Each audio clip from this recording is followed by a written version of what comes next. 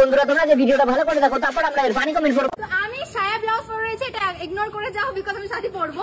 তার তোমার কথা এখানে দেখো প্যান্ডেলটা দেখা যাচ্ছে। বাট এবার মা বললো যে দুদিন পর অনুষ্ঠান আছে, আর যেহেতু খাওয়া দাওয়াটা ওখানেই দেওয়া হবে, কারণ বৃষ্টি হচ্ছে, ওই প্যান্ডেল করলে তো চলিয়ে শুরু করতে হ্যাঁ। এর নাম আজকে থেকে সায়া ব্লাউজ দিদি।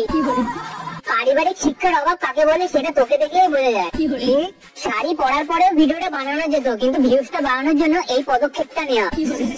দুদিন পর এসে বলবে আমি ব্রা পরেছি, সবাই ইগনোর করো। ইগনোর যখন করবো তাহলে ভিডিওতেও না পরেই আসা যেত।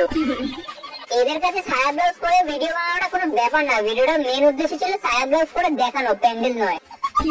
শাড়ি আর পরা লাগবে না, এইভাবেই থাক, লজ্জা শরম তো নেই। তো বিকজ গাইস জাস্ট ইগনোর। এর আগে কিছু বলো, এতটা ইংলিশ মুখস্থ হয়ে গেছে আমাদের। ছাত্রীরা সায়া ব্লাউজ পরে নাম কামায়, লজ্জা লাগা দরকার। ভাগ্যিস বললে, না হলে তো জানতেই পারতাম না যে তুমি সায়া ব্লাউজ পরে আছো। শ্রাদ্ধ বাড়ির ভিডিও করার পর টাকা কম পড়ে গেছে, ঘর করছে, পুজো করছে, ওই জন্য এবার সায়া ধরেছে।